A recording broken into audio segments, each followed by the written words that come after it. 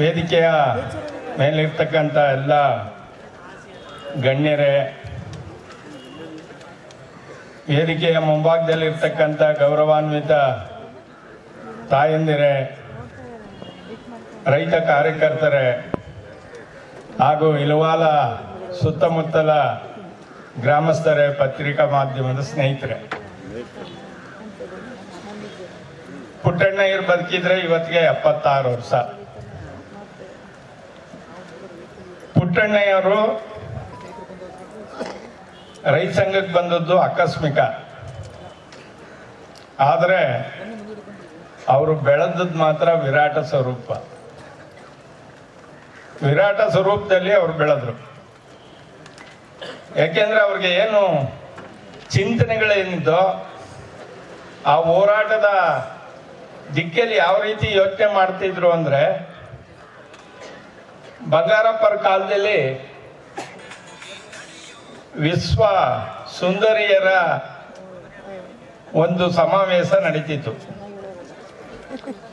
ಆ ವಿಶ್ವ ಸುಂದರಿಯರ ಸಮಾವೇಶನ ನೋಡಿ ಅವರು, ಅಯ್ಯಯ್ಯೋ, ಯಾರನ್ನೋ ಸಮಾವೇಶ, ವಿಶ್ವ ಸುಂದರಿಯರ ದೊಡ್ಡ ದೊಡ್ಡವ್ರನ್ನ ಸಮಾವೇಶ ಮಾಡಿದ್ರೆ ನಮ್ಮ ಹಳ್ಳಿಲಿ ಸಮಾವೇಶ ಮಾಡೋದು ಯಾವಾಗ ಅಂತ ಕಾಯಕ ಸುಂದರಿಯರ ಸಮಾವೇಶ ಅಂತ ನಮ್ಮ ಅರಳಕುಪ್ಪೆಲೆ 2000 ಫಸ್ಟ್ ಮಾಡಿದ್ರು.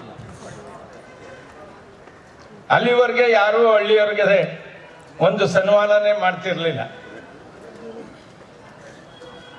ಆಮೇಲೆ ಎಲ್ಲಕ್ಕಿಂತ ಹೆಚ್ಚಾಗಿ ಯಾರು ನಮ್ಮ ಪೌರ ಕಾರ್ಮಿಕರು ಯಾರಿದ್ರು ಅವ್ರಿಗೆಲ್ಲ ಸನ್ಮಾನ ಮಾಡಿಸಿದ್ರು.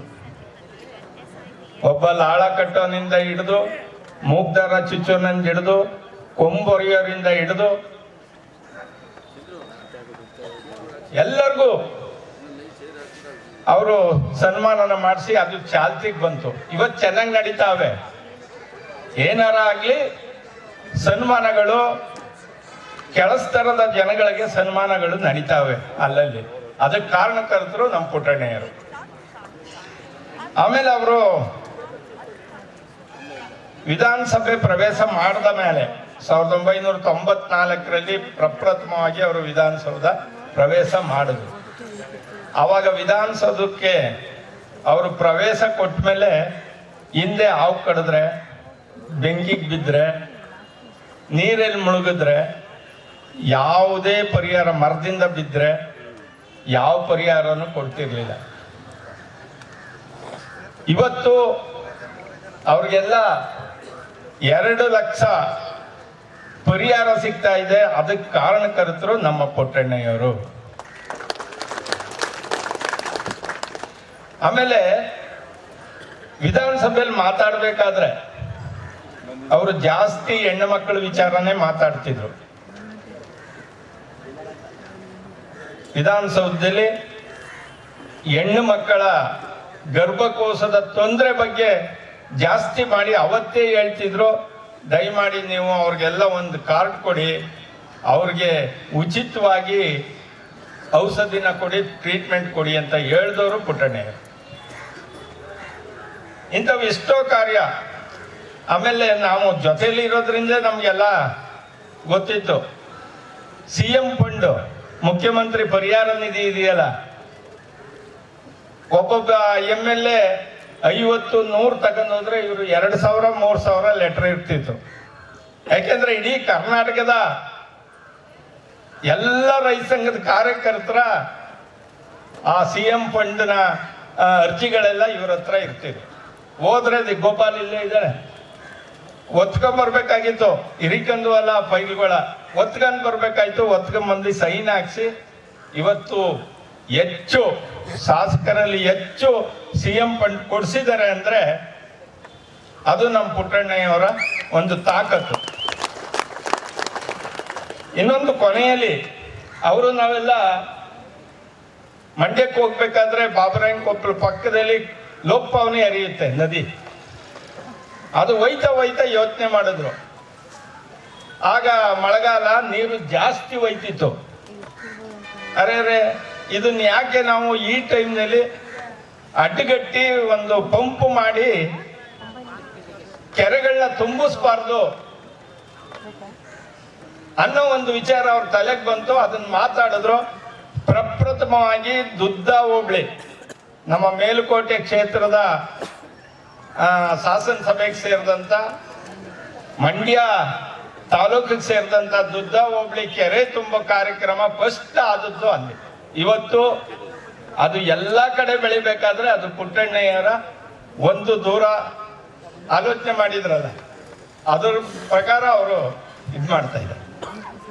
ಆದ್ರಿಂದ ಪುಟ್ಟಣ್ಣಯ್ಯರು ಒಂದು ಶಕ್ತಿ.